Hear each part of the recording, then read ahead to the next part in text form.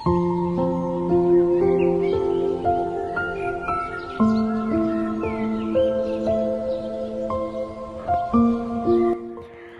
semuanya, selamat malam. Jumpa lagi bersama gue. Malam hari ini kita akan ngomongin tentang kepekaan rohani. Oke. Kepekaan rohani adalah kemampuan untuk memahami dan menanggapi oleh gerakan Roh Kudus, kehendak Tuhan, kasih-Nya, dan kesalahan-kesalahan kita sendiri. Seorang yang peka rohani selalu seirama dengan hati Tuhan. Nah, satu hal tentang usia muda ialah kita cenderung mengungkapkan pikiran-pikiran kita atau menemukan bahwa pendapat kita patut diperhatikan. Nah, jika kita penuh perhatian kepada Tuhan, sebaliknya dengan sendirinya kita akan memikirkan apa yang Tuhan kehendaki supaya kita katakan. Nah, teman-teman, jika kita tidak mengejar kepekaan rohani, maka lambat laun hati kita akan mengeras dan tak punya perasaan terhadap perintah Tuhan, bahkan kasih-Nya, dan Roh Allah tidak akan lagi dapat menggerakkan hati kita. Nah, kalau kita dapat merasakan bahwa hati Tuhan penuh dengan kasih terhadap kita, kita akan terus-menerus termotivasi untuk mengasihi dan melayani Dia dengan penuh semangat sebagai balasannya. Nah, jika kita dapat merasakan kepedihan hatinya atas kesalahan kita, kita tidak akan mengulangi dosa-dosa kita terhadapnya. Bahkan kesalahan terkecil pun akan menusuk hati nurani kita, dan kita akan berusaha keras memurnikan diri supaya kudus di mata Tuhan. Semakin jauh kita menjalani kehidupan, semakin banyak pertanyaan yang kita miliki mengenai apa sih sebenarnya kehendak Tuhan bagi masa depan kita, atau pertanyaan-pertanyaan tentang keputusan mengambil jurusan apa, buka usaha apa, bekerja di bidang apa, siapa pasangan hidup kita untuk pernikahan, keluarga. Nah, tentunya untuk menghargai betapa besar Tuhan telah mengasihi kita, dengan sendirinya kita akan mempertimbangkan apa yang Tuhan inginkan supaya kita berbuat, kemana Dia ingin kita pergi, dan Tuhan ingin kita untuk menjadi apa gitu. Semakin dalam kita memahami hati Tuhan, akan semakin jelas jawaban dan pertanyaan-pertanyaan tersebut nampak.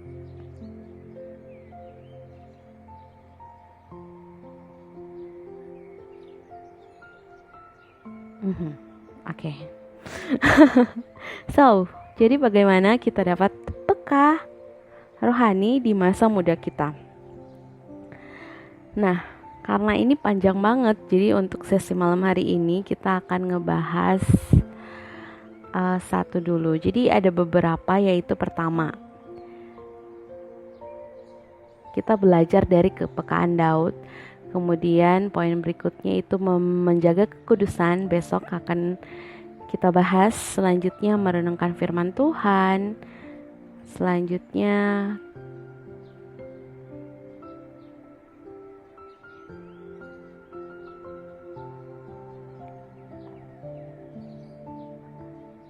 kepekaan rohani. Jadi nanti kita akan bahas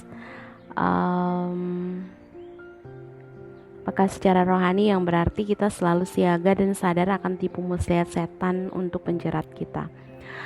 Selanjutnya kita perlu berdoa. Oke, tapi malam hari ini gue bakal ngebahas dulu kepekaan Daud. Nah, teman-teman, Daud adalah seorang yang punya kepekaan khusus serupa ini terhadap Tuhan.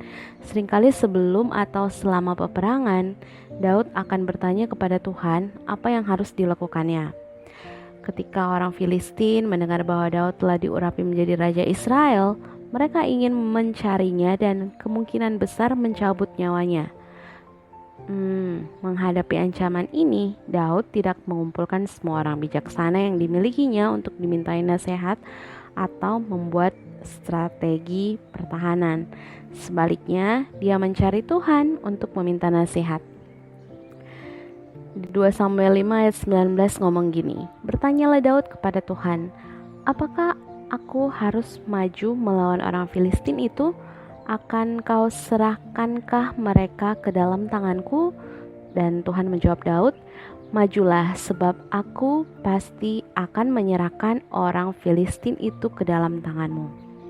Nah teman-teman, dengan setia Daud mengajukan pertanyaan penting kepada Tuhan, dan dia cukup peka rohani untuk mendengar jawabannya. Tuhan bukan hanya mendengar dan menjawabnya, Daud juga mendengar dan melaksanakan perintah Tuhan. Nah, gimana dengan kita? Teman-teman, ketika kita meminta nasihat kepada seseorang, sebenarnya kita memberitahu mereka bahwa pemikiran mereka sangat berharga bagi kita.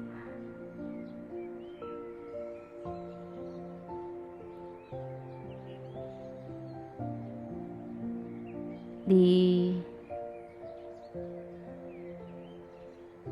Perjanjian Lama, yang kisah Daud, itu tuh setiap kali Daud menanyakan kehendak Tuhan, ini menunjukkan betapa ia sangat menghargai pikiran dan perasaan Tuhan. Tidak heran jika Daud disebut orang yang dikasihi Tuhan.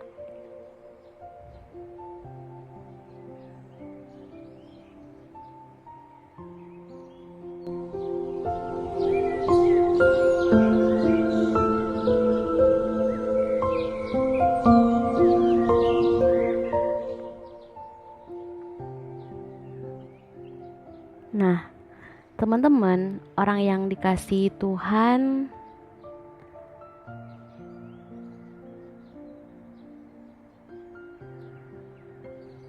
pastinya kita semua pengen banget untuk menjadi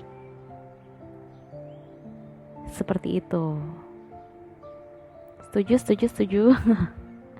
Nah, di poin selanjutnya besok kita akan membahas perihal menjaga kekudusan. Jadi untuk menjadi berkenan kepada Tuhan, kita tuh harus mengejar kekudusan.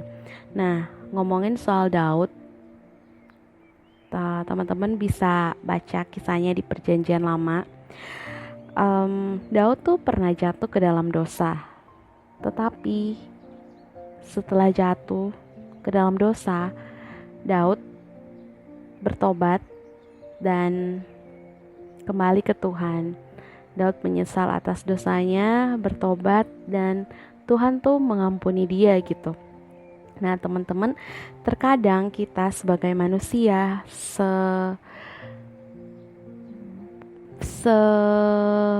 apa ya,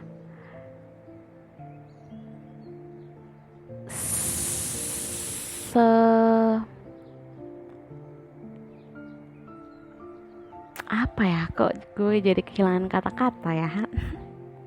Jadi ketika kayak kita berusaha dengan keras banget untuk menjaga kekudusan, untuk mengejar kekudusan, dan misal kayak oke, kita tuh udah merasa kayak udah berhasil gitu, dan kemudian tanpa disangka-sangka kita tuh kayak jatuh lagi dalam dosa dan kelemahan yang sama. Nah, saat itu mungkin kayak kita merasa, Tuhan kenapa sih kayak gue selama ini udah berusaha gitu untuk menjaga kekudusan dan kayak jatuh lagi. Nah teman-teman, ketika jatuh terkadang kayak kita mau doa aja pun itu tuh kayak sulit banget gak sih? Maksudnya kayak kita merasa terintimidasi, merasa kayak gak layak untuk doa, merasa diri kayak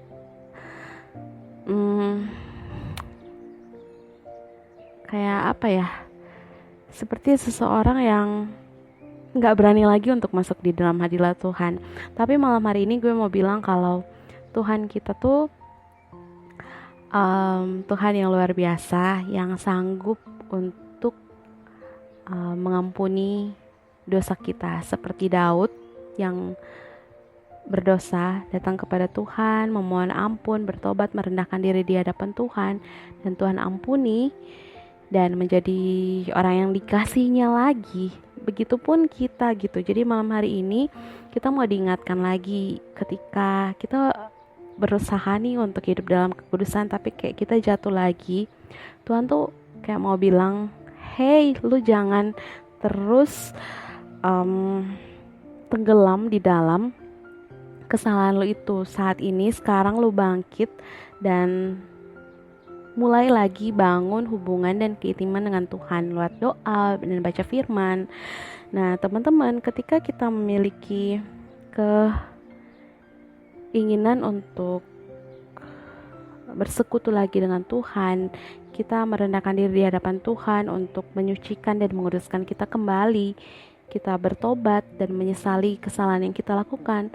Tuhan itu baik banget, penuh kasih, dan Tuhan pasti akan mengampuni kita dan jadikan kita pribadi yang baru, yang layak untuk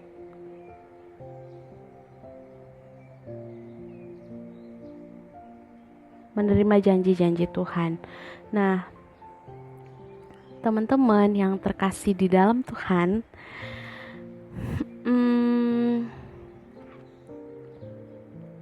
salah satu tanda kedewasaan rohani adalah ketika seseorang jatuh di dalam dosa, itu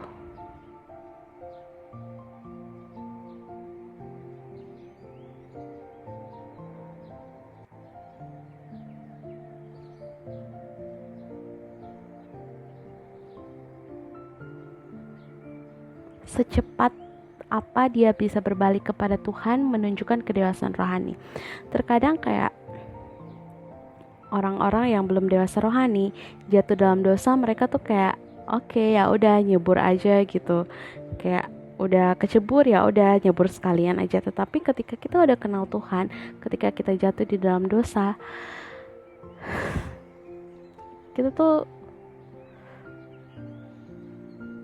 pasti kayak melalui firman Tuhan akan ngingetin kita lagi kalau Tuhan tuh datang bukan untuk menyelamatkan orang benar, tetapi orang-orang berdosa. So teman-teman, kalau sekarang kayak hubungan lu sama Tuhan itu ngerasa kayak agak jauh karena dosa yang lu lakuin dan lu merasa gak layak, buruan bangkit, minta ampun sama Tuhan, merendahkan diri di hadapan Tuhan, dan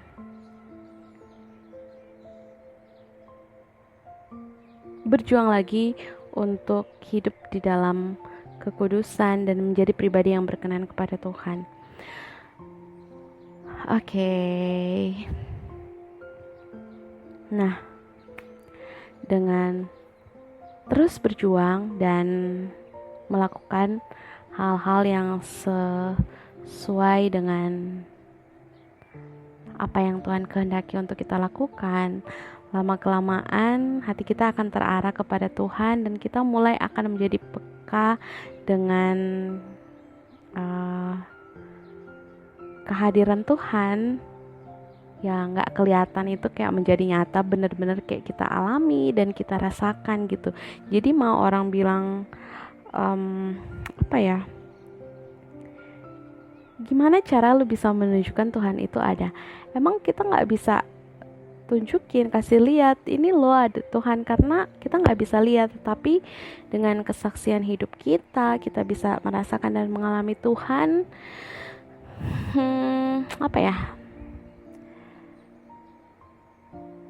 Kayak orang-orang bisa pasti merasakan impactnya lah. Jadi kita hidup harus bisa berdampak buat orang lain, jangan hidup untuk menyusahkan, tetapi jadilah berkat untuk orang-orang di sekitar lo. Karena ketika lo cuman hidup bagi diri lo sendiri, lo pasti akan merasakan kehampaan, kekosongan, karena kita semua diciptakan untuk hidup menjadi berkat buat orang lain. So